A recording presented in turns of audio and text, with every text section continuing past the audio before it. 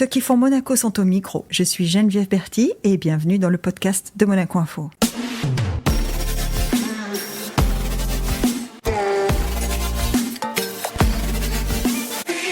Notre invité du jour est un soignant. C'est pas réducteur de dire qu'on soigne les plus grands sportifs du monde, de Monaco aussi, footballeurs, basketteurs, tennisman et même les danseurs des ballets de Monte-Carlo qui se l'arrachent. Bonjour Philippe Afria. Bonjour docteur. Bonjour Geneviève. Moi je dis toujours, on se connaît, donc on va pas... Moi je dis toujours, tu es celui qui fait gagner. Parce que on a vécu ensemble, notamment la finale de l'Eurocup de basket, on était en Russie. Tout à fait, à Kazan. Et je me souviens de ce moment où tu me dis, c'est important que les gars se sentent bien, on est au bout de l'Europe, on est loin de la maison, il fait froid. Alors il fait froid, on était au mois de mai quand même, hein, ouais. Et il faisait froid. Ouais. Et il fait froid, c'est pas du tout la même vie. C'est important de leur faire sentir qu'on est là pour les aider. C'est ça le métier de médecin du sport ? C'est pas que ça. Ça, c'est donner l'énergie, on va dire, positive. Et ça, c'est au quotidien. C'est-à-dire que recevoir un patient, c'est aussi enregistrer son énergie négative, ses peines, ses douleurs, et essayer de lui retranscrire et de le transformer en énergie positive qui va l'aider à le soigner, puisque 50% de la thérapie, c'est le côté psychologique et mental. Il n'y a pas que donner des médicaments, faire de la kiné, faire de la rééducation, etc. Il y a aussi le côté psychologique, s'engager dans un parcours et se dire, voilà, je vais adhérer... le médecin me propose ça, c'est-à-dire que la protocole, ça va être ça. Je vais l'expliquer, je vais poser des questions, le patient me pose des questions, et donc on va développer une relation, on développe une énergie qui pour moi doit être positive à la fin de la consultation pour qu'il soit convaincu que c'est ça qu'il faut faire parce guérir. Que 90% de ta clientèle, ce sont des gens dont le corps est l'outil de travail en fait. Hein. Tout à fait. Parce que le sportif professionnel, qu'il soit collectif ou individuel, son corps, c'est vraiment... son corps en bonne santé, c'est vraiment la priorité. Tout à fait. Et ce qui est intéressant de noter, c'est que les sportifs ont très souvent, déjà ils sont jeunes, ils n'ont pas forcément la compréhension en fait et l'interprétation de leur corps. Ça c'est difficile. Ça c'est difficile à appréhender. C'est-à-dire quand on est un jeune sportif, qu'on est en pleine santé, qu'on fait de la performance, on a l'impression que le corps c'est une machine et qu'on est indestructible. On est indestructible. On appuie sur un bouton, on démarre et c'est parti à 100%. Je te rassure, même plus âgé, on a parfois cette impression. Et quand on a un problème, on se dit mais qu'est-ce qui se passe ? C'est vrai, je te l'accorde. Voilà. Mais non, c'est vrai qu'ils ont les sportifs jeunes, filles et garçons d'ailleurs, Tout à fait. ils n'ont pas cette perception de l'enjeu de la blessure. C'est-à-dire qu'ils le vivent un peu comme une fatalité. Oui, ou même comme une punition. Hein. C'est injuste. Ouais. C'est injuste. Hein. C'est-à-dire que souvent, ça intervient à un moment où peut-être on a les meilleures performances, et c'est souvent le cas. Hein. Quand on arrive à un pic de performance, c'est là où on est plus fragile. C'est là où on est le plus fragile, et c'est là où ça bascule de l'autre côté sur la blessure, et c'est là où c'est le plus injuste, parce que on avait encore plus d'objectifs, encore plus d'envie, encore plus de performance, et puis pouf, tout s'arrête et on repart à zéro. Donc là, c'est plus difficile. Quand tu les vois arriver, ils sont donc forcément un peu abattus, un peu déçus, un peu, comme tu dis, révoltés ou à leur manière. Qu'est-ce que ça fait de devoir poser un diagnostic ? Parce que ça doit être dur par moments, s'il y a des diagnostics qui sont plus ou moins graves. Tout à fait. Comment on fait quand on est face à quelqu'un de jeune comme ça, que tu dis, qui est en pic de performance, de lui annoncer que, par exemple, on a vu la Ja Morant, l'arrière des Grizzlies, des Memphis Grizzlies, que le docteur qui a dû lui dire « Mon gars, ta saison, elle est finie, va falloir opérer, 6 mois d'immobilisation de ton épaule ». C'est des moments difficiles, non ? Oui, c'est tout à fait. C'est-à-dire que là, le sportif, il se retrouve face à une montagne. Ah ouais. Il a une montagne et il ne sait pas comment faire pour la gravir. Donc, l'objectif, en fait, du médecin, c'est de lui dire, voilà, il y a des camps, il y a des étapes, tu vas t'arrêter. On va t'amener sur chaque étape, chaque camp. Hein, si on fait une gravie de montagne, on fait plusieurs camps pour arriver au sommet. Là, on va aller de camp en camp et l'objectif, c'est le prochain camp. C'est pas le sommet de la montagne. Sinon, ça semble beaucoup trop haut et c'est inatteignable. Donc, on décompose en fait. Hein, c'est-à-dire que quand on a un protocole de soins, même s'il va durer 6 mois ou 1 an, on va le décomposer en phases. Et on va se concentrer phase après phase. Une première phase de 3-4 semaines, et puis après encore 1 mois, et ainsi de suite. On y va par étapes pour que justement ce soit moins difficile à comprendre, à organiser, à supporter. À supporter, ouais. Parce dans tout ça, il y a de la douleur aussi, de la douleur physique. Tout à fait. Hein, ça, on peut aider, hein, évidemment. On a des thérapies pour... L'objectif, c'est ça, c'est de rapidement faire disparaître la douleur. Dès que la douleur a disparu, on enlève beaucoup d'angoisse et de souffrance réelle, même mentale. Et puis après, c'est plus que des étapes à organiser et à valider, si tu veux, pour que le protocole de réhabilitation se passe bien.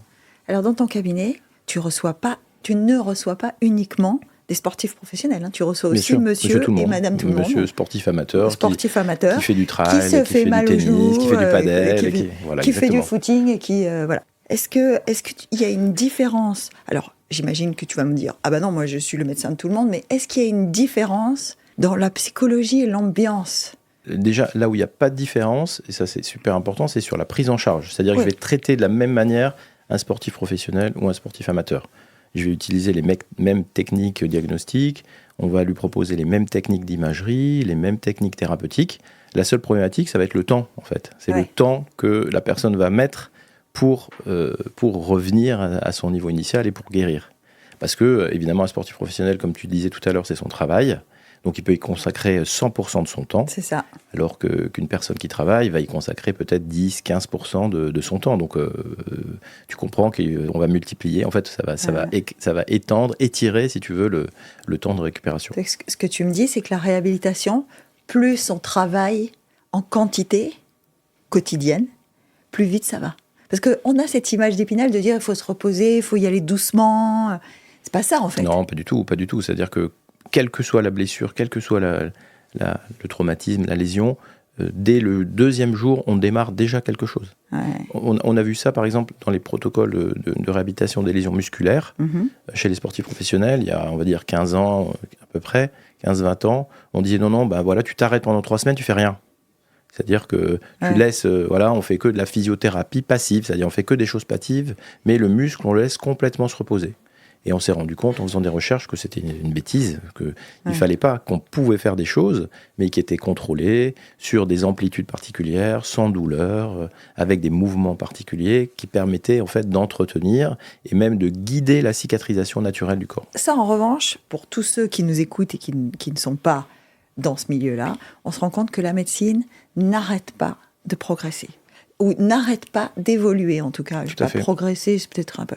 Voilà. Comment on fait quand on est médecin et qu'on a 10 patients, 12 patients, je ne sais pas combien dans la journée, on a une amplitude horaire déjà bien chargée, comment on fait pour suivre cette évolution? Alors ça, je dirais que c'est individuel, puisque chaque médecin n'a pas le même comportement. Alors toi, par rapport à ça. Comment tu fais? Moi, c'est ce qui a toujours guidé, je dirais, mon parcours et ma passion, puisque c'est une passion, la médecine du sport, c'est la curiosité.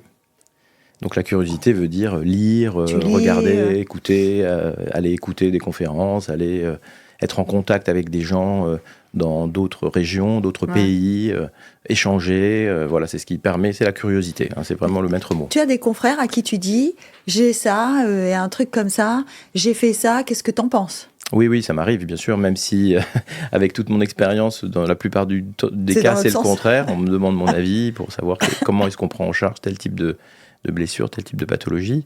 Mais pour des cas compliqués, etc., bien sûr, j'ai recours à des confrères, à des collègues, à des amis qui vont me conseiller, qui vont me dire, écoute, oui, j'ai entendu parler de ça, telle technique nouvelle qui peut marcher, on a eu des cas qui ont fait ça, ça a été efficace, il faut essayer. Donc, ce qui est intéressant dans cette profession aussi, et par le biais du sport, c'est ça, c'est les contacts internationaux que j'ai pu lier dans les différents sports et donc dans les différents pays qui ont d'autres cultures médicales et qui ont d'autres capacités à soigner, puisqu'il y a aussi des législations qui permettent de faire certaines choses dans certains pays et pas dans d'autres. Et donc ça m'a ouvert d'autres champs, en fait. Je lisais l'autre jour la greffe de tendons, notamment. Oui, il y a ça, il y a les cellules souches, il y a plein de technologies qu'on utilise pour la réparation de tout type de pathologies et de blessures qui ne sont pas forcément encore autorisées dans nos pays et qu'on pratique ailleurs et qui sont efficaces. Donc, quelquefois, j'hésite pas à les envoyer à l'étranger pour le faire. Ah oui. Parce que le docteur Afria n'est pas dans son cabinet 100% du temps. C'est-à-dire que c'est ce qui rend la semaine bien remplie. C'est que, alors, moi, je je sais que tu accompagnes le basket, mais pas que. Hein. Oui, bien sûr. Il y a aussi, je crois que tu es dans la plongée sous-marine. Oui, je suis président de la commission médicale de la plongée sous-marine. Le tournoi de tennis. Le tournoi de tennis, je suis le directeur médical du tournoi de Monte-Carlo. Bon, et puis, je m'occupe des ballets de l'académie de danse. Oui, ça, on vient de le dire, Voilà. Les ballets et l'académie. Oui, l'académie de danse, c'est quelque chose qui me tient à cœur, ça. L'académie, en plus, ce sont des très jeunes. Oui, c'est des jeunes qui sont entre 14 et 18, 19 ans, qui viennent du monde entier, qui sont complètement déracinés. Ils sont 45 dans cette académie, et puis ils vont tous, après cette formation-là, devenir danseurs professionnels. C'est un projet magnifique qu'on mène avec Luca Massala, son directeur, depuis son arrivée il y a peut-être 15 ans maintenant. Ouais. Et pour moi, je dirais, c'est vraiment ma pépite, hein, parce que c'est quelque chose qui me tient à cœur et où je m'investis beaucoup avec eux. Ça te fait beaucoup voyager, tout ça ? J'essaye, plus jeune, je voyageais beaucoup trop, au détriment un peu de tout le reste et de ma famille, etc. Mais avec le temps, j'ai réussi à trouver un équilibre pour pouvoir aller que dans les moments où je peux être le plus efficace. Comme ça me permet je peux gérer des choses à distance. Hein. On a mis en place des choses, notamment avec le basket. Ouais. On pouvait gérer des choses à distance avec l'équipe médicale, avec des visios, etc. Donc ça, c'est efficace. Donc ça permet de pas trop partir, de rester quand même à Monaco, mais de gérer des choses à distance. Là, tu dis un truc qui fait écho à ce qui s'est passé pendant le Covid, c'est qu'à la surprise générale de bon nombre d'entre nous, on s'est rendu compte qu'un médecin pouvait nous soigner de loin. Hein, la visioconsultation, ça a été un truc qui a complètement révolutionné le rapport à son médecin. Tout à fait. Là, tu viens de me dire, il y a des choses qu'on peut faire de loin. Donc, ça veut dire qu'avec une équipe médicale avec laquelle tu n'es pas physiquement présent, tu peux poser des diagnostics, par exemple. Oui, parce que, par exemple, on utilise un outil qui est indispensable, qui est un échographe portable, en fait, et donc les kinés ont été formés à utiliser cet échographe portable, donc ils savent utiliser la sonde. Tu parles du basket, là. Du basket, oui. Ouais. Donc ils savent utiliser une sonde d'échographie, et donc moi, à distance, c'est comme si c'est ma main, en fait, c'est la main du kiné qui se balade sur le corps de l'athlète, toi, tu vois l'écho. Et moi, je regarde l'échographie, et je vois l'écran en même temps, et donc c'est comme si c'était ma main, en fait. Je lui dis simplement, tu vas à droite, va à gauche, remonte, tourne la sonde, comme si c'est moi qui le faisais simplement, et donc j'ai cette image en direct, et ça permet bien sûr de gagner du temps et de poser des diagnostics. Oui, parce que parfois ça peut se produire en déplacement. Tout à fait. On n'a pas le temps de faire revenir le joueur, ou toi tu n'as pas forcément le temps d'y aller. Tout à fait. Ça c'est vraiment... tu dirais que la technologie a fait évoluer aussi la profession ou pas ? Énormément, je pense, ne serait-ce que pour l'imagerie. Maintenant c'est tellement simple de faire des imageries dans le monde entier, hein, puisque moi j'ai des contacts avec des sportifs qui peuvent être amenés à être dans le monde entier. Un joueur de tennis, un pilote de Formule 1. Actuellement, j'ai des joueurs qui sont en Australie. Oui. On a le décalage horaire, etc. Mais ils m'envoient des images d'IRM, etc. Où on peut faire des connexions pour accéder aux images, etc. Donc c'est presque comme si physiquement il était là. C'est-à-dire je peux déjà déblayer le terrain, dire qu'est-ce qui est grave, pas grave, diriger éventuellement d'autres examens ou le diriger sur un spécialiste. Donc on avance, hein, c'est-à-dire qu'on n'est pas là à attendre de savoir ce qui va se passer. Pour tous les sportifs, ils ont quelqu'un comme toi, un médecin dans leur staff, dans leur entourage proche. Je pense, c'est-à-dire qu'à très haut niveau, oui. À très haut niveau. Oui, parce que là, les gens dont on parle qui sont en Australie, ce sont des joueurs du top 20. Oui, c'est ça, top 50, top 20. Top 50, top 20, en tout cas, des types qui sont déjà, ou des femmes d'ailleurs. Hein, tout à fait, des femmes aussi. Des sportifs qui sont déjà dans une structure. Tout à fait, ils ont déjà tout un encadrement avec le préparateur physique, le kiné, l'entraîneur, le coach mental. Enfin, ils ont tout un staff autour d'eux. Ça a quand même beaucoup évolué. On dirait sur les 20-25 dernières années. Tu parlais notamment du coach mental. Tout à l'heure, tu parlais de la dimension psychologique de l'approche. Parce que, moi, c'est une question que je voulais te poser. On a toujours, nous, patients potentiels, cette espèce de barrière avec le médecin qui utilise des termes, qui parle de trucs qu'on ne comprend pas. Alors, ça, c'est le truc supérieur. Ça, c'est, voilà. Et on a un peu parfois l'impression d'être perdu là-dedans. Est-ce que ça aussi, ça a évolué ? Oui, parce qu'il y a Internet. Donc les gens, quand ils viennent me voir, ils ont déjà, là aussi, déblayé le terrain. C'est-à-dire ils ont lu 50 000 trucs sur Internet. Alors j'ai mal là, donc je dois avoir ça. J'ai vu ça, oui. Alors c'est peut-être le tendon rotulien ou peut-être le cartilage, etc. Donc il y a beaucoup de faux dedans. Hein, mais au moins, ils ont essayé de comprendre. Donc il y a déjà une approche. Et après, moi, simplement, je simplifie. Hein, j'explique les choses. On peut expliquer les choses simplement. Ça fait partie aussi de mon parcours. L'enseignement, je fais de l'enseignement à la fac pendant plusieurs années, donc simplifier les choses. Oui, ça j'avais fait aussi dans mon parcours. Donc simplifier les choses, pour moi c'est important, c'est-à-dire dire les points clés, mais de façon simple pour que les gens les captent.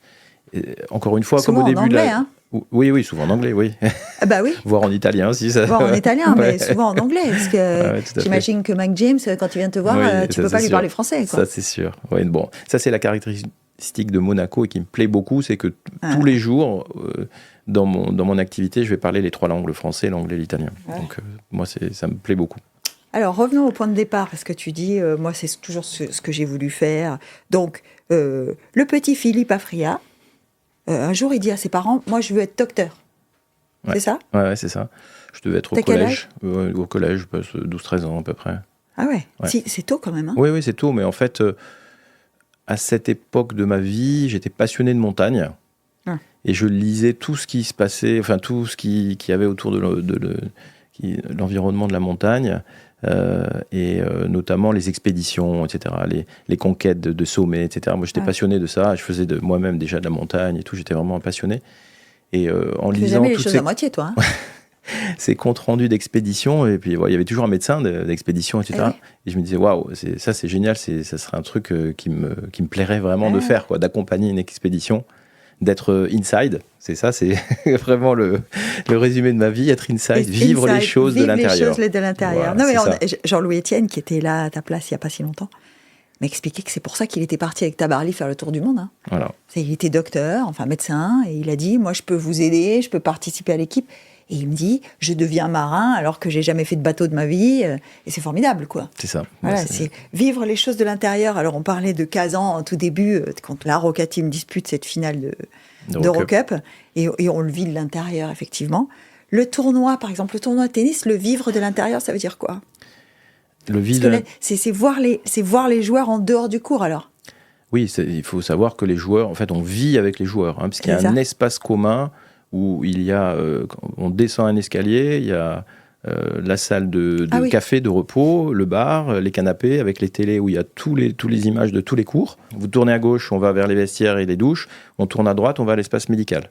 Et donc on est là toute la semaine, on vit ensemble toute la semaine du tournoi. À leur rythme.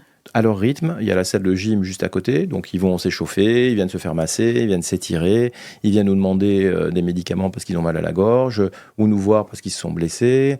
Et puis après, ils vont prendre un sandwich et ils vont aller se faire leur entraînement avec un sparring et revenir prendre leur douche. Donc, on vit la semaine avec eux, en permanence. Et tu es tout seul ou tu as une équipe avec toi ? Non, on est une équipe, on est 4 médecins. On est... Ah oui, parce que quand même, ça fait combien ? Ça fait 100 joueurs à peu près ? Oui, c'est ça fait une centaine de joueurs. Sur 9 jours, en fait, puisqu'on démarre le samedi. Hein. Donc, sur 9 jours, il faut être là du début, en fait, des matchs jusqu'à la fin des matchs. Donc, ça peut finir... L'année dernière, on avait fini, je crois, presque à minuit, un match. Il y avait des matchs en night session, maintenant c'est nouveau, on fait des matchs le soir. Ça, c'est pas forcément bien pour les organismes. Pour les organismes, voilà, c'est bien pour la télé, mais pas forcément. Je crois qu'ils s'en plaignent un peu d'ailleurs. Ils s'en plaignent, parce que c'est des rythmes. Voilà, il y a des rythmes biologiques, et là, on les respecte pas, on les bafoue. Hein, c'est malheureusement. Je sais plus quel joueur là s'est plaint d'avoir terminé à 2h du matin. Récemment dans un grand chelem d'ailleurs. C'est Yannick Sinner qui a abandonné. Ah oui, il a abandonné. Non, c'était au Master, je crois, ou je sais plus. Oui, en demi-finale, je crois, puisqu'il a fini à 3h du matin, il devait rejouer 6h après ou 7h après, il a dit non, je peux pas, ils savent qu'ils vont se blesser, donc c'est pas logique. Hein, c'est pas... Ouais. Alors, 12-13 ans, papa, maman, je vais être docteur. Et là, est-ce que le parcours commence ? C'est-à-dire on peut pas devenir, en France aujourd'hui, et fortiori il y a 30 ans, on ne devenait pas médecin comme ça en claquant des doigts, non, quand même. Non, pas du tout. Après, on fait des classes scientifiques, on apprend l'allemand et le latin au collège, alors que c'est fou. Ça fait envie tout de suite, là. C'est ça, exactement. Donc après, classe scientifique. Enfin, ceci dit, le latin, à mon avis, ça doit servir. Hein. L'allemand, pas du tout, parce que c'est vrai que là, je n'ai plus du tout l'occasion de le parler, mais le latin, beaucoup, pour mon métier. Finalement, c'était quelque chose d'intéressant. Ouais. C'est ce qui, pour moi, dans la vie, et ce que je dis à mes enfants, c'est que toutes les choses que vous allez pouvoir apprendre, quel que soit le domaine, vont vous servir un jour dans votre vie. Ouais. Et c'est ça, ça a été le cas. Même, je me rappelle quand j'étais plus jeune médecin où j'assistais à des conférences qui n'avaient rien à voir avec mon domaine de spécialité, mais ça m'intéressait. Et puis en fait, un jour, des années après, je l'ai utilisé parce que j'avais entendu dans un congrès quelque chose. Et ça m'a fait penser à une association d'idées qui fait que on trouve la solution. Donc tout sert dans la vie. Hein. L'apprentissage passe par tout ça. Donc les classes scientifiques. Ensuite, interne. Je passe le bac d'abord. Ah oui. Pardon. Je passe le bac. Ensuite, on rentre en première année de médecine où là, faut cravacher. Faut cravacher, travailler 12 heures par jour. Là, il faut vraiment vouloir quand même. Hein. Oui, il faut vraiment vouloir. En fait, on ne fait pas médecine comme ça parce qu'on essaye, quoi. Et vraiment, là, c'est vraiment le côté sportif parce que toute ma vie, j'ai toujours fait du sport. J'ai passionné de sport. Je faisais du sport presque tous les jours. Donc, ça m'accompagnait, en plus des études. Et donc, la première année de médecine, je l'ai prise comme une compétition sportive. Et c'est ça qui m'a aidé, en fait. C'est-à-dire que, puisqu'on a une confrontation, c'est une vraie confrontation, puisqu'on est... on était 800 ou 1000 et il y avait 100 places, 120 places. Donc, rien que les chiffres, ça fait froid dans le dos. Hein. Oui. Donc, vraiment une sélection drastique. Donc, c'est une compétition. On est tous en compétition les uns avec les autres. Et en le prenant comme ça, comme un parcours sportif, ça m'a permis de passer le cut tout de suite. Hein. La première année, je réussis le concours et je passe sans redoubler, etc. en deuxième année de médecine. Donc, là, je peux démarrer vraiment ma carrière, on va dire. Tu le sais rapidement que tu vas faire sport ou pas ? Non, pas du tout, parce qu'en fait, à l'époque, ça n'existait pas. Hein, il n'y avait pas de spécialité de médecin du sport, etc. On savait qu'il y avait médecin du sport, c'est pas... assez récent. Ouais, c'est pas très ancien. Non, c'est pas très ancien. C'est venu plutôt sur la fin de ma carrière qu'au début, donc ça n'existait pas. Et en fait, ce qui me passionnait, c'était encore une fois la curiosité et la compréhension des mécanismes du corps, ce qu'on appelle la physiologie, comprendre ce qui se passe dans tous les systèmes du corps. Et comme j'étais un sportif, ce qui me passionnait, c'était le cœur, les poumons, etc., puisque c'est vraiment le facteur majeur dans l'activité physique. Et donc, naturellement, je me suis dirigé vers la cardiologie. Donc, je suis devenu interne en cardiologie. Et donc, j'ai fait 4 années d'internat en cardiologie. Je suis parti à Lille, dans le Nord. Ah oui, parce que l'internat, c'est 4 ans. Ouais, c'est 4 ans d'internat, après 6 ans de médecine. Après 6 ans d'études, 6 ans d'études. 4 ans d'internat. Il y a 4 ans de spécialité. Il faut reconnaître qu'après... après 4 ans, on va te donner en charge le cœur des gens. Donc, c'est quand même... oui, effectivement, on comprend que... C'est ça, c'est-à-dire dans ce parcours des 4 ans où on devient spécialiste, petit à petit, étant interne dans un service, on a des responsabilités, on prend en charge des malades, on fait des diagnostics, on met en place des thérapeutiques. Donc, on commence à apprendre vraiment son métier. Et au bout des 4 ans, on a quand même appris pas mal de choses. Au bout des 4 ans, c'est comme en plongée, quand on a le niveau 2, on devient autonome. C'est ça, on devient autonome, c'est exactement ça. C'est ça, hein ? C'est ça. C'est ce passage entre je plonge en palanquet avec un moniteur et je peux descendre à 20 mètres seul. Quoi. C'est ça. C'est par étapes, c'est exactement ça. Hein. C'est exactement ça. Ouais. Et donc, tu démarres comme cardiologue. C'est ça. Je suis d'abord cardiologue. Et en fait, sur la fin de mes études, je dois faire mon service militaire. Ah ouais. Parce qu'à l'époque, ça existait encore. En France, ça existait encore. Donc, je fais mon service militaire et je suis dans un hôpital militaire à Paris qui s'appelle Percy. Et je suis dans un service spécialisé dans les explorations des pilotes de chasse et des spationautes. Ah bah c'était déjà bien quand même. Voilà, c'était vraiment le lien avec le sport que je voulais, que je cherchais. Et donc, je suis dans le service d'exploration fonctionnelle. Donc, je passe mes journées à faire des tests d'effort, des échographies, des holters, enfin plein d'explorations sur tous les pilotes de l'armée, les spationautes français que j'ai rencontrés, les généraux, qui à l'époque était quand même la crème. C'est toujours, mais la crème de l'armée. Tout à fait. C'est les gars qui sont qu'on met aux commandes des Rafales, quoi. C'est ça, c'est exactement ça. Donc ça, pour moi, c'était vraiment passionnant. Donc je me disais, voilà, le côté exploration fonctionnelle des sportifs, ça me plaît. C'est ça qui me plaît, en fait. C'était pas l'autre volet, je dirais, du métier de cardiologue, qui est la thérapie, les thérapeutiques, les médicaments, etc. C'était vraiment ce côté-là exploratoire. Exploratoire. Côté exploratoire. Comprendre la curiosité, comprendre comment ça marche, etc. Et puis eux, c'était des athlètes, eux aussi c'est des athlètes, donc les limites, c'est comment c'est à appréhender les limites. Donc ça, c'était comment vraiment... on encaisse les jets. C'est ça, comment on encaisse les jets, c'est ça. Rester des heures, des jours en apesanteur, enfin voilà, il y avait beaucoup de paramètres. Avoir la tête à l'envers. La tête à l'envers, voilà, donc il y a beaucoup de contraintes et de stress physiologique, et de voir et de comprendre comment le corps s'adaptait, ça me passionnait, c'est ça qui m'intéressait. Et donc je finis l'armée, et en fait, tout de suite à la fin, on me propose de venir à Nice travailler dans un centre d'exploration fonctionnelle pour les sportifs de haut niveau. Et donc, exactement, j'ai trouvé, parce que j'étais à l'époque, donc j'étais à Lille, je fais mon armée à Paris et je suis censé revenir à Lille et puis peut-être m'installer, etc. Mais moi, je voulais retourner dans le sud, je voulais revenir à Nice. Est-ce que tu es originaire d'ici ? J'ai grandi, en fait, je suis arrivé à Nice en 6e, au début de mon collège. Et donc après, j'ai grandi toute ma formation à Nice. T'es sous le ciel bleu, quoi. C'est ça. Moi, c'était toujours... Ce qui me plaisait, on a parlé au début de l'entretien, les montagnes, c'est l'espace. C'est la montagne, la mer, l'espace. Moi, j'adorais ça, voilà, les grands espaces, la nature, ça me passionne toujours. Donc, voilà, tu arrives à Nice dans ce centre. Dans ce centre. Pourquoi, finalement, tu restes pas avec eux ? Je continue à évoluer, hein, c'est toujours curieux. Hein, c'est-à-dire que je commence à faire plusieurs années d'assistanat dans ce centre. Il y avait un directeur qui était en plus un chercheur qui développait des programmes de recherche avec les sportifs. Donc on travaillait avec l'UFR STAPS à Nice. C'était fantastique. Hein, on avait beaucoup de protocoles avec les triathlètes qui étaient les super athlètes à l'époque. Ouais.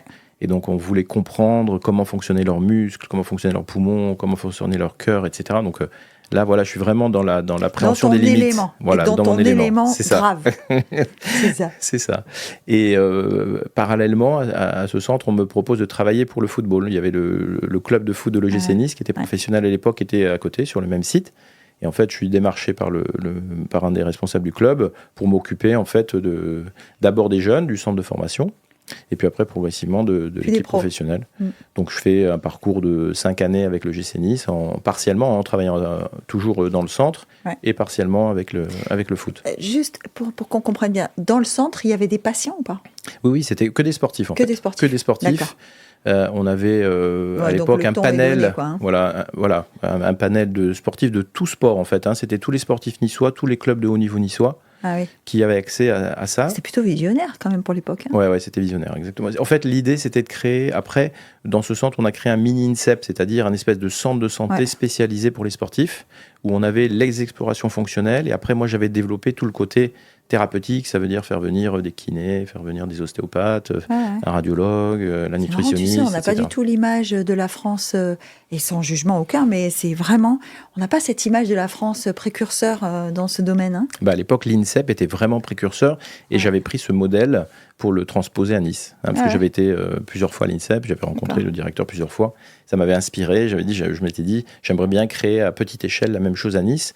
Donc j'en avais parlé à l'époque à la mairie, au conseil régional, etc., aux responsables politiques niçois, qui avaient répondu présent. Ils m'ont suivi, ils ont dit Banco, c'est une super idée, donc on va vous aider, on va le faire. C'est une super idée. Et donc j'ai développé ce projet-là avec eux. Et puis donc je travaillais plusieurs années avec le football. Puis après, ce milieu est fait de rencontres. Et dans ces rencontres, à un moment donné, j'ai un contact avec Didier Deschamps, qui à l'époque est l'entraîneur de l'AS Monaco. Et il me contacte. c'est rigolo.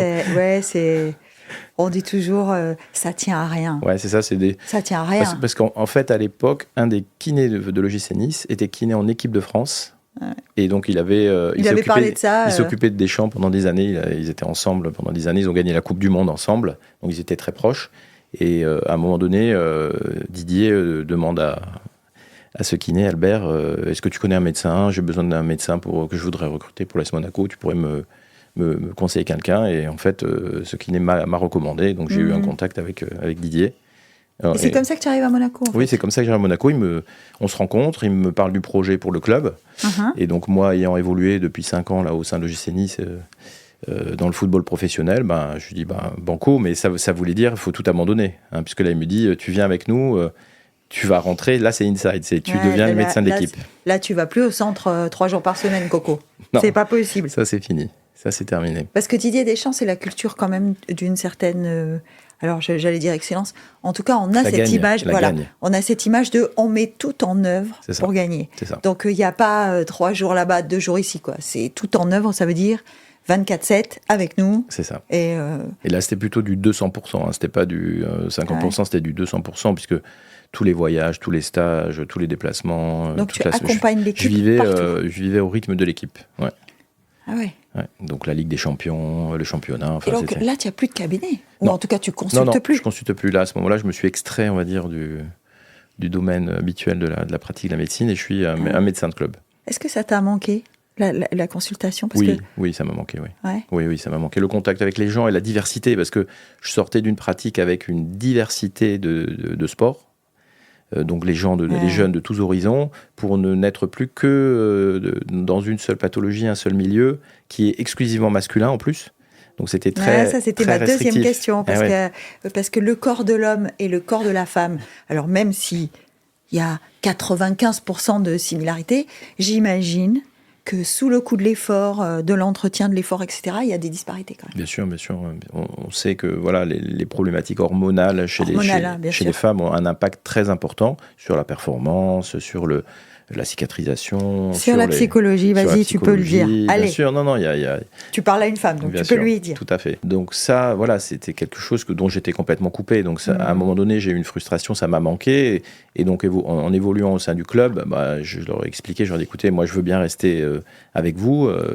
Tout le monde est content, mais je veux rester à mi-temps. Je veux développer un projet à Monaco où je vais ouvrir un centre, un cabinet, etc., pour voir des gens et revoir d'autres sportifs et faire autre chose, ne pas m'occuper que des footballeurs professionnels.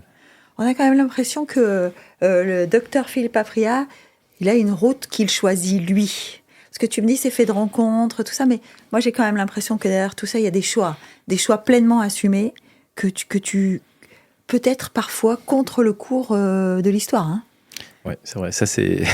Je dirais c'est un trait de ma personnalité, c'est garder ma liberté. Ça c'est vraiment hyper important pour moi. Ça se ressent beaucoup, hein.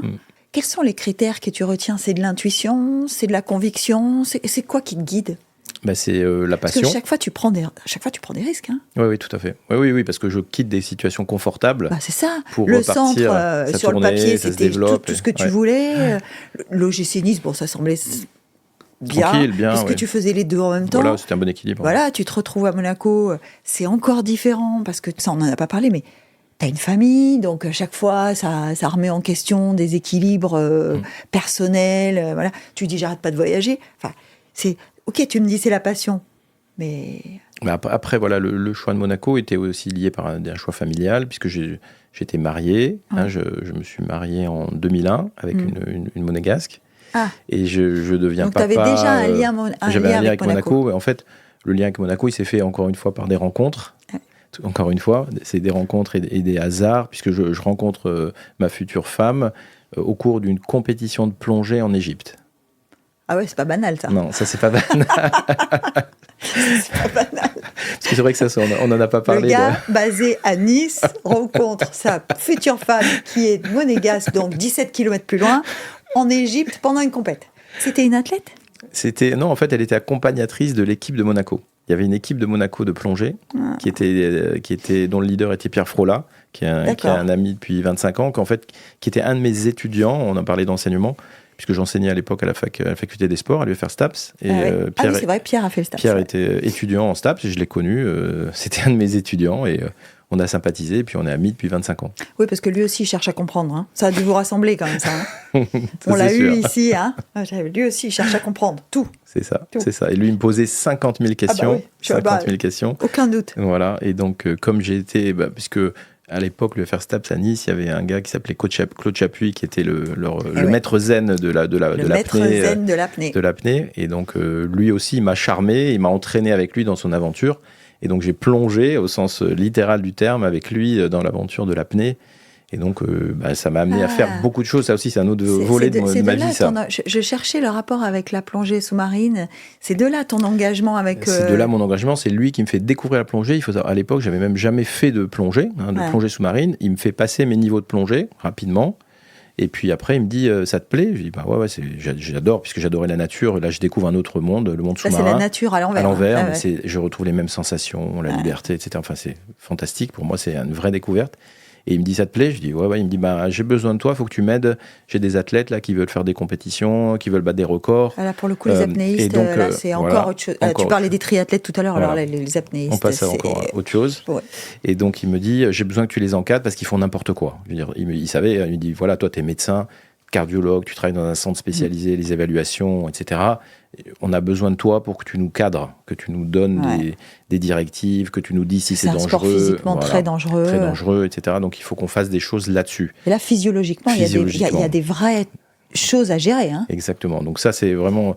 Ouais, il y a une période de ma vie où j'étais investi à 100% là-dedans. On a développé des protocoles de recherche. J'avais travaillé avec un vétérinaire où on avait eu l'idée en fait de faire une expérimentation. On voulait étudier en comparaison le cœur des athlètes, des apnéistes, et le cœur des otaries, qui était le mammifère marin qui se rapprochait le plus en fait des hommes, parce que c'est la même taille, ils ont les mêmes nombres de battements, etc. Donc il y avait des grandes similitudes. Et donc on avait réussi à avoir un contact avec un laboratoire californien à Monterrey qui travaille avec des otaries pour des protocoles de recherche. Et donc on a fait une connexion, le vétérinaire et moi, et on a mis en place une expérimentation où on est parti en Californie, à Monterrey. Ce qui est formidable dans le milieu de la recherche, et notamment de la recherche médicale, c'est que tout est possible, il n'y a pas de frontières, tout le monde se parle, il n'y a pas cette espèce de distance entre ceux qui sont plus grands, ceux qui sont plus petits, il n'y a pas ça, quoi. Du tout, parce que ce qui nous dirige, c'est la passion. Et quand on voit qu'on a les mêmes passions, on va exactement dans le même sens. Et donc on crée des connexions et c'est naturel. Tu te retrouves à discuter avec un mec à Monterrey que tu finis par aller voir. Enfin, c'est ça. Je veux dire, ce sont des aventures humaines derrière qui sont incroyables, quoi. Qui sont incroyables. Puis grâce à ça, je travaillais avec une boîte, puisque l'objectif c'était d'enregistrer le cœur des athlètes pendant les plongées, donc descente très profond. Et à l'époque, ça n'existait pas des systèmes embarqués, c'est-à-dire on vous mettez un petit boîtier Holter, on vous enregistre pendant 24 heures le corps, mais c'est pas étanche, ça peut pas aller sous l'eau, etc. C'est pas confortable. Voilà, donc, mais technologiquement, ça n'existait pas. Donc, on est obligé de réfléchir. Et donc, en réfléchissant, on se dit, il faut qu'on conçoive un boîtier étanche qui peut aller à plus de 200 mètres. D'accord. Donc, je me mets en contact avec la Comex à Marseille, qui était la c'est incroyable. La société spécialisée. C'est incroyable. On a l'impression que tout ça, c'est connecté au monde entier, quoi. Et il y a toujours quelqu'un de référent dans Parce que la Comex, tu parlais des apnéistes, la Comex notamment, a accompagné les apnéistes dans le développement, parce que c'était les seuls qui pouvaient descendre avec eux, quoi. C'est ça, puis c'est eux qui avaient fait des records de plongée dans des tourelles, etc. Ils avaient la technologie, la compréhension pour ce qui se passait pour des plongeurs en scaphandre, mais pas pour les apnéistes. Donc le directeur scientifique de la Comex, qui s'appelait Bernard Gardette, avec qui j'étais en contact, avec qui on est devenu amis. Ça l'a passionné, il m'a dit « Ouais, les apnéistes, j'adore et tout, il faut qu'on fasse quelque chose. » Encore une fois, la passion.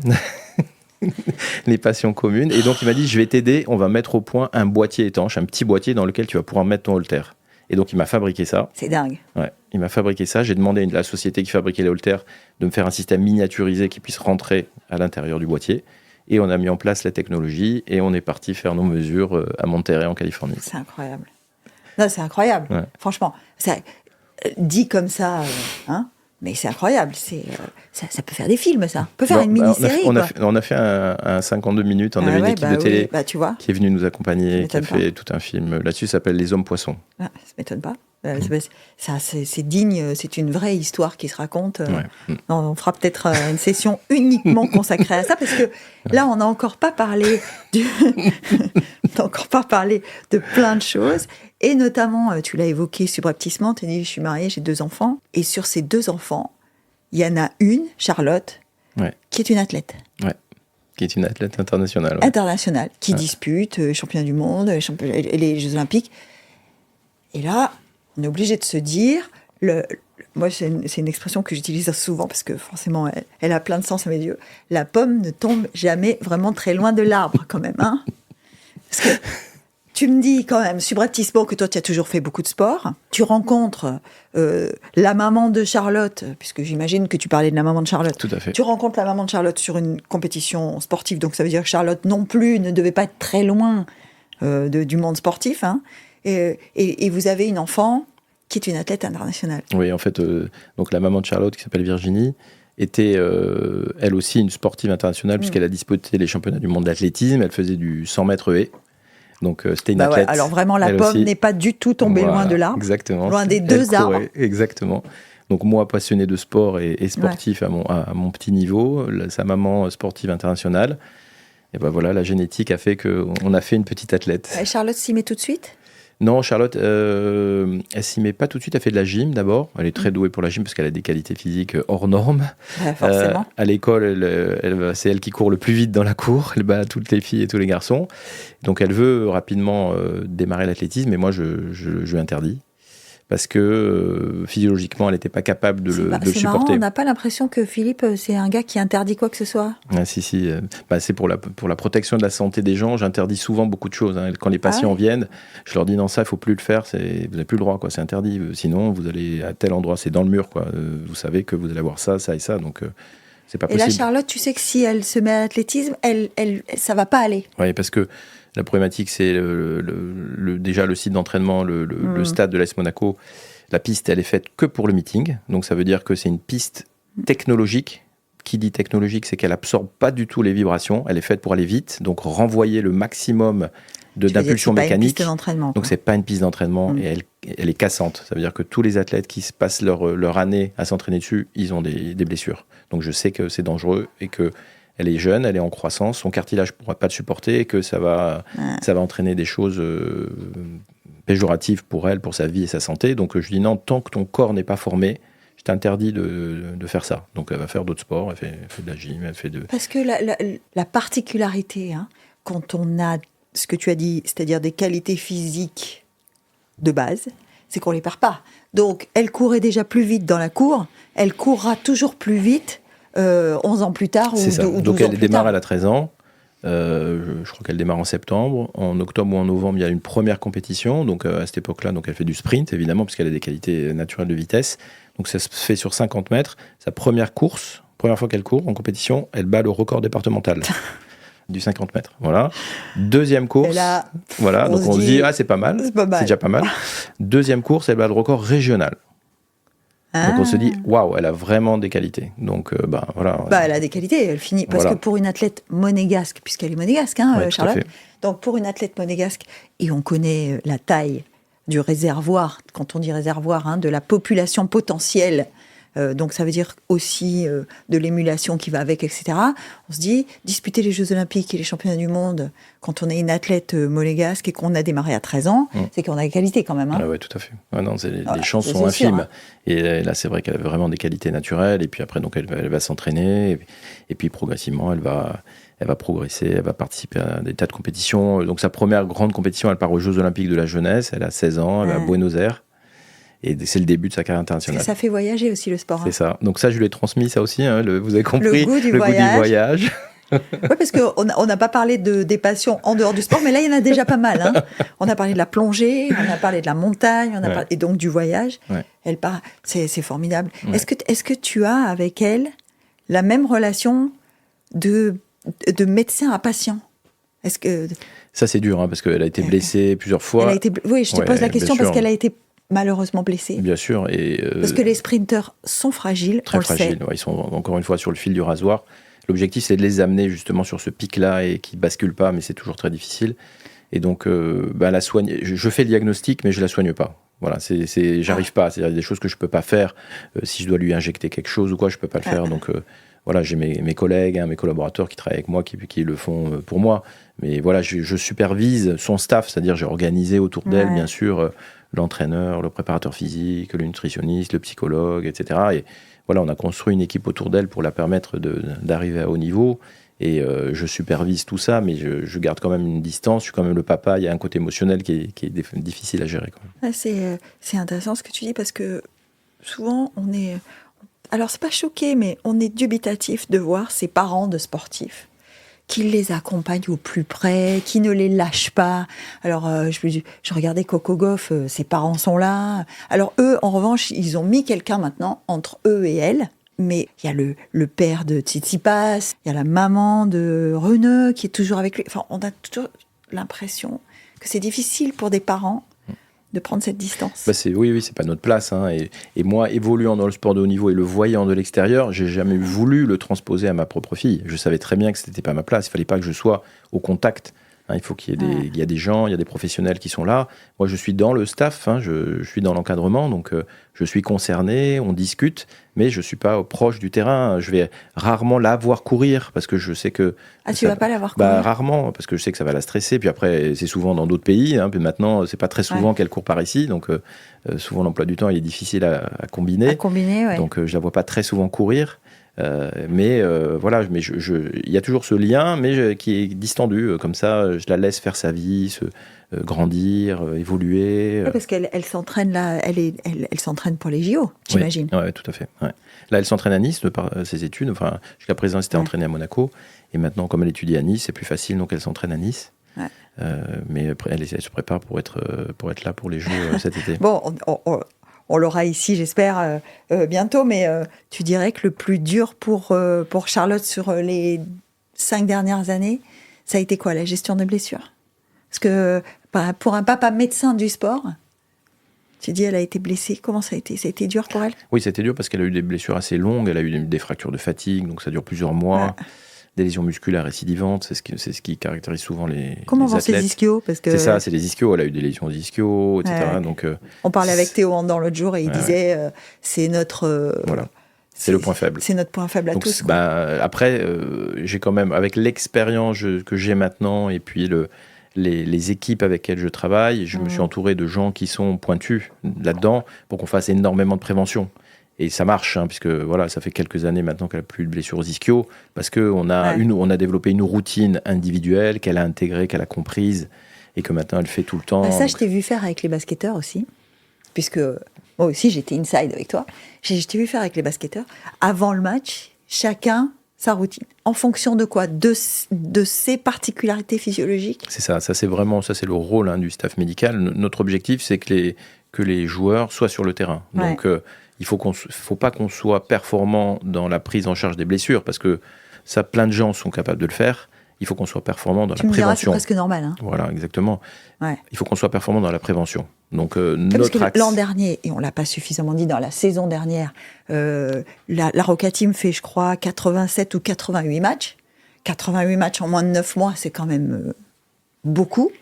Il n'y a pas de blessure. C'est ça. À la fin de la saison, il y a eu un bilan qui a été dressé par l'Euroleague, puisque tous les staffs médicaux des clubs d'Euroleague sont connectés. On fait des réunions régulièrement. Et donc, il y a une réunion de débriefing en fin de saison et on a la palme. Le ranking.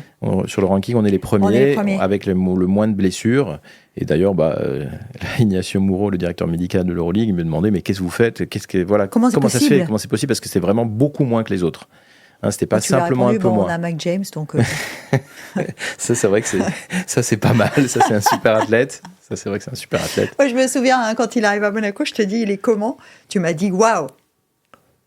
Dans le sens, un athlète. Un super athlète. Vraiment, quoi. C'est incroyable. Là, tu dirais, alors, sans trahir quoi que ce soit, mais tu dirais que c'est quoi? C'est naturel chez lui? Il a une nature. C'est la fibre musculaire. Il a une fibre musculaire. Particulière, tout à fait. Particulière, Après un squelette avec une résistance, etc. Oui. Mais c'est sûr, une fibre musculaire particulière, on le voit bien dans ses qualités athlétiques, avec ses capacités de réaction, de vitesse, d'impulsion. Qu'il a quelque chose de plus, puisqu'on n'arrive pas à le suivre, on n'arrive pas à l'arrêter. Donc c'est qu'il a toujours un tout petit temps d'avance sur l'autre. Qui est infime, mais qui suffit. Et ça, c'est la fibre, c'est la conduction neuromusculaire. Donc ça, c'est la génétique. Bon, tu es en train de nous dire qu'on n'est pas tous égaux. Ça, c'est vrai. La nature fait des différences. C'est ça. C'est quoi qui rend quelqu'un... Alors, on parlait de Charlotte tout à l'heure. Tu me disais, elle a des qualités de sprinteuse. C'est quoi? On a des muscles différents? Oui, les muscles différents, c'est-à-dire que par leur volume... Par leur tonicité, d'accord, et par la réactivité. On parlait de ça, la réactivité neuromusculaire. Neuromusculaire, oui. Et oui, c'est la conduction de l'information entre le cerveau qui commande automatiquement le muscle de se contracter pour faire un mouvement. Il y a des gens chez qui ça va. Millisecondes, des trucs. Ça, on en a l'exemple, par exemple, on le voit dans le sprint, puisqu'il calcule le temps de réaction. Ah oui, c'est ça. Et oui, c'est-à-dire qu'il y a les startings. Le starter tire au pistolet et hop, on démarre. Et il vous donne le listing des temps de réaction. Et donc ça, c'est un reflet vraiment de l'activité neuromusculaire. Et ça, Charlotte, par exemple, même si au niveau du résultat de sa course, elle ne sera pas dans les meilleurs, à chaque fois, même dans des compétitions internationales avec des très grandes athlètes qui la battent de plusieurs secondes, elle est dans les meilleurs temps de réaction. D'accord. Tout le temps, parce qu'elle a, génétiquement, elle a un temps de réaction hyper rapide. Alors, tu dis génétiquement, ça veut dire que ça se travaille très peu, en fait. Très peu. On l'a ou on l'a pas. Ouais, ça, on l'a ou on l'a pas. Ouais. C'est ça. Ouais. C'est Théo Andon, il me disait, on a du pied ou on n'en a pas. C'est ça. Avoir du pied, c'est quoi? Avoir du pied, c'est la réactivité, justement. La réactivité. La réactivité du pied, c'est-à-dire un temps de contact donc qui doit être minimal, pour qu'il y ait le moins de frottement, puisque ça ralentit le frottement, et l'impact et la réactivité qui fait qu'on va redémarrer et réimpulser. Il me parlait de Noah Lyles et il me disait, Noah Lyles notamment, le fait qu'il soit interstellaire, voilà, c'est parce qu'il a un pied incroyable, c'est-à-dire qu'il est pratiquement en lévitation. C'est ça, quand on les regarde courir, on a l'impression qu'ils ne touchent pas le sol. C'est ça, c'est ce temps de réaction, c'est-à-dire le temps qu'il passe en contact avec la terre, il est minimaliste. Pour nous qui faisons du sport tous les dimanches, ça semble presque inatteignable. Ce que tu es en train de me dire en creux, c'est que de toute façon, ça ne se travaille pas vraiment tout ça, hein, c'est de la génétique. Ouais. Et c'est ça, peut-être que les entraîneurs appellent quand ils voient des jeunes se mettre à leur sport. T'es doué ou t'es pas doué, c'est ça ? C'est ça, c'est exactement ça. Ces qualités-là pour un sport, voilà, c'est-à-dire que chaque sport nécessite des qualités physiques spécifiques. Et donc ça, on va les identifier à l'œil. N'importe quel, même un prof de gym, il peut identifier un gamin qui a des aptitudes pour sauter, pour courir, pour faire de l'endurance. Mais après, il y a du travail pour devenir un athlète de haut niveau. Tu dis, il y a du travail pour devenir un athlète de haut niveau, il y a donc du travail pour devenir médecin, il y a du travail pour le rester. C'est ce que tu nous expliques. Ouais, la curiosité. La curiosité et puis le temps qu'on passe. Parce que, et donc, à part ça, on fait quoi ? Parce qu'entre les déplacements, les rendez-vous, les conférences, les échanges, les consultations, il reste beaucoup de temps ou pas ? J'essaye de garder du temps déjà pour la famille, parce que ça, c'est important pour moi. Oui, parce que Charlotte a un frère, on n'en a pas parlé, mais elle a un frère. Qui a bientôt 19 ans, 18 ans et demi. Et sportif, lui ? Grand sportif, lui aussi. Je pense qu'il est peut-être même encore plus fort que peut-être plus fort que sa sœur. C'est un athlète aussi ? Il a fait du foot, lui. Il a commencé par le judo. Il était très bon, très, très, très, très doué pour le judo. Et puis après, rattrapé par l'école, les copains, la cour d'école. On joue au foot dans la cour d'école et il est parti jouer au foot. Et donc, il a fait sa carrière, on va dire, de jeune footballeur à l'AS Monaco, jusqu'en 18 nationaux l'année dernière. Et puis maintenant, il fait ses études. Là, il est en première année de médecine à Marseille. Ah, la deuxième pomme n'est pas tombée très loin de l'arbre non plus. Ok. Une est athlète et l'autre est médecin. On fait le combo idéal dans la famille. Donc, du temps pour la famille. Oui, parce que s'il y en a un à Marseille, l'autre à Nice, qui voyage beaucoup, enfin, ça doit représenter une gymnastique de planning assez importante. Et à part ça ? Les voyages. J'adore voyager, évidemment. Les aventures. Bon, tu as la chance de pouvoir voyager en travaillant aussi. Déjà, ça remplit déjà on va dire la moitié du récipient voyage. C'est vrai que ça facilite les choses. Ouais, tout à fait. Ouais, ça fait gagner du temps. Hein. Ouais, ça c'est vraiment. Et oui, on n'en a pas parlé, mais j'ai eu aussi la chance, c'est dans mes rencontres et dans mon parcours professionnel, de pouvoir participer aussi aux explorations de Monaco avec le Prince. Ça, c'est aussi des aventures incroyables, par la plongée, évidemment, puisqu'on a été faire des expéditions de plongée sur un bateau là, qui s'appelait le Yersin. On a fait plusieurs expéditions dans le monde entier. C'était encore une fois des aventures. C'est encore autre chose. Hein. Ouais, ça, c'est du inside encore différent. Parce que quand on est sur un bateau, là, il y a des conditions de promiscuité, d'obligations qui sont quand même. C'est militaire, c'est presque militaire. Il y a une organisation militaire, surtout sur un bateau scientifique. Il y a plein de choses à respecter, il faut faire attention à beaucoup de choses sur les protocoles. Mais c'était, encore une fois, des aventures passionnantes. Donc les voyages, et puis la montagne, j'aime toujours la montagne. Donc, la montagne, donc je parcours le monde avec des potes pour skier dans la poudreuse, pour trouver les montagnes vierges. Ouais, ça c'est sûr. Attention quand même, parce que le ski... c'est traumatisant. Je sais, je commence à vieillir, je le sens dans mon corps. Oh là là, mais c'est pas ce que j'ai voulu dire. Mais justement, tu dis, je commence à vieillir. Alors, on peut dire que ça fait quoi, 25, 30 ans de carrière ? 25 ans de carrière. 25 ans de carrière. Est-ce qu'il y a des choses que tu aurais faites différemment ? Franchement, non, je suis fier de mon parcours parce que, c'est-à-dire, dans ma tête, déjà, je voulais faire des choses et rencontrer des gens. Ouais. Et t'as coché les cases. Hein. Voilà, c'est ça. J'ai coché plein de cases. Rencontré des gens que j'admirais, des sportifs que j'admirais, puisque j'étais passionné de sport. Je les ai rencontrés. Il y en a même que j'ai soignés. Donc, pour moi, c'était un accomplissement. Et puis après, ce parcours de curiosité sur la physiologie, je l'ai amené grâce à la plongée sur les extrêmes, faire des expérimentations pour découvrir des choses sur les limites du corps humain. Donc ça, j'ai réussi à le valider. Puis participer en inside dans des compétitions internationales. Dans mon parcours, j'ai gagné la Coupe Davis de tennis avec l'équipe croate. Ah, c'est dingue. en 2018 contre la France, puisqu'on est en finale. Oui. Et je gagne la Coupe Davis avec eux.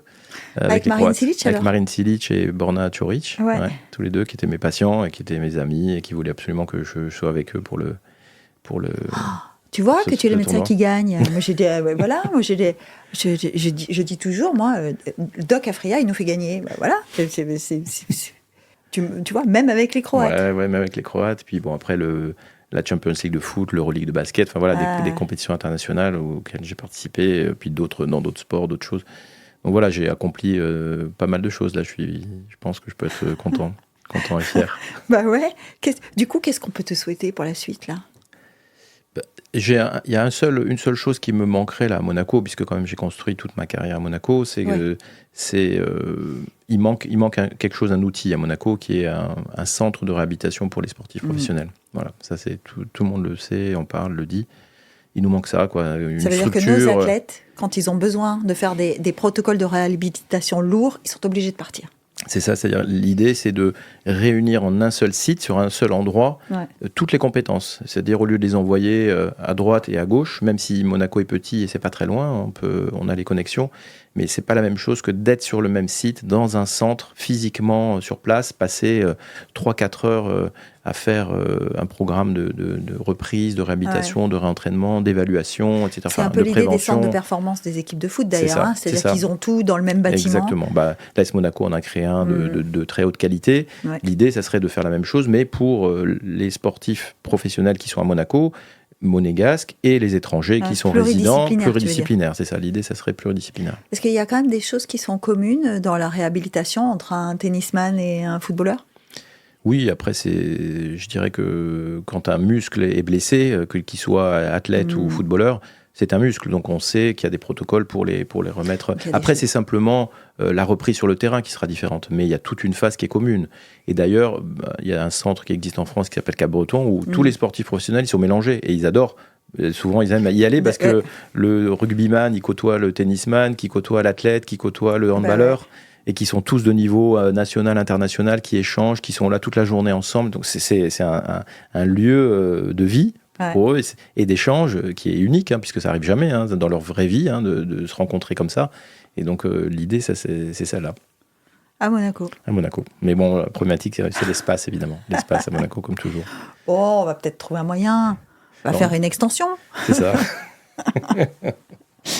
Eh ben, merci Philippe, merci Doc d'avoir pris merci beaucoup Geneviève de ton invitation pour venir avec nous et à bientôt. À très bientôt.